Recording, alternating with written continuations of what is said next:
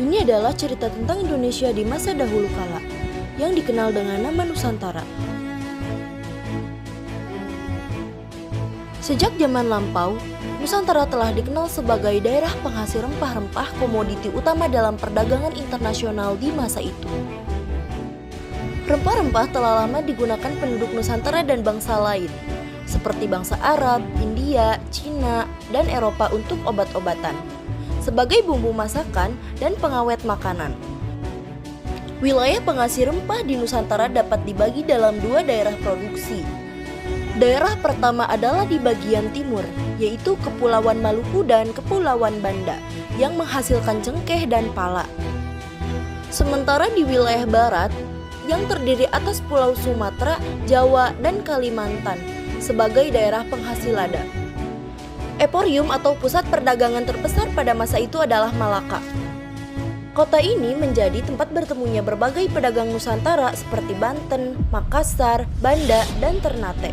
Emporium tersebut terintegrasi dengan jalur perdagangan Asia. Para pedagang dari Cina, Arab, dan India membawa komoditas tekstil dan porselen. Tingginya harga rempah di pasar dunia mendorong bangsa Eropa untuk membeli komoditas itu langsung dari daerah asalnya. Penjajah Eropa menemukan jalur ke Nusantara dengan memutari Afrika melalui Tanjung Harapan. Bangsa Eropa yang pertama di Nusantara adalah Portugis pada tahun 1510. Tahun 1511 dipimpin Alvasono de Albuquerque. Portugis kemudian menaklukkan Malaka dan monopoli perdagangan di sana. Para pedagang tidak lagi bisa berdagang bebas, mereka pun akhirnya pindah ke pelabuhan dagangan lain. Salah satunya adalah Aceh yang terletak di ujung Pulau Sumatera. Dalam catatan VOC, Aceh dikatakan sebagai kota terbuka dengan jalan lebar yang berawal dari pintu masuk kota hingga menuju langsung ke istana para raja. Di timur Nusantara, pusat perdagangan terletak di Pelabuhan Makassar. Awal abad ke-17 merupakan masa kejayaan bagi wilayah ini.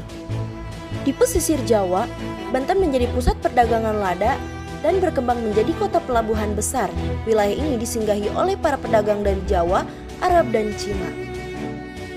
Tak hanya memproduksi sendiri, Banten juga menerima lada dari wilayah Bengkulu dan Palembang. Hingga abad ke-19, tercatat 135 daerah penghasil lada untuk Banten. Pada 1596, 4 kapal ekspedisi dari Belanda yang dipimpin oleh Cornelis de Hertman tiba di pelabuhan Banten. Kedatangan de Hertman ke Nusantara diikuti oleh perusahaan dagang lainnya asal Belanda. Guna mencegah persaingan tidak sehat, pemerintah Belanda kemudian mendirikan VOC pada tahun 1602.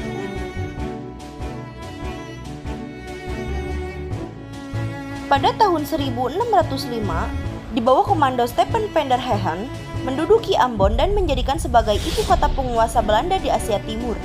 Pemimpin tertinggi dijabat oleh Peterburg. Tahun 1619, Gubernur Jenderal Jan Pieter Jonkun berusaha menguasai wilayah Jayakarta. Daerah itu kemudian dinamai Batavia. Kota Batavia menjadi residensi Gubernur Jenderal sekaligus pusat administratif Belanda. Batavia juga menjadi titik temu berbagai jalur pelayaran kompeni di wilayah Asia. Guna monopoli perdagangan lada VOC melakukan berbagai langkah untuk menundukkan Kesultanan Banten, termasuk melalui peperangan, hingga akhirnya Banten berhasil ditundukkan pada tahun 1684. Pada pertengahan abad ke-17 VOC melakukan penyerangan ke Makassar agar dapat menguasai perdagangan rempah di timur Nusantara. Dengan ditandatanganinya perjanjian bunganya, kesultanan itu akhirnya ditaklukkan pada tahun 1667. Penguasaan kota-kota tersebut membawa era baru bagi perdagangan Nusantara.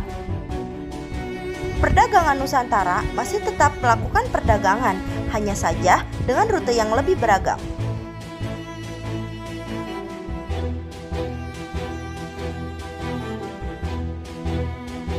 Perjalanan rempah-rempah Nusantara membawa kisah kejayaan maritim yang berkelindan dengan keseraman kolonialisme.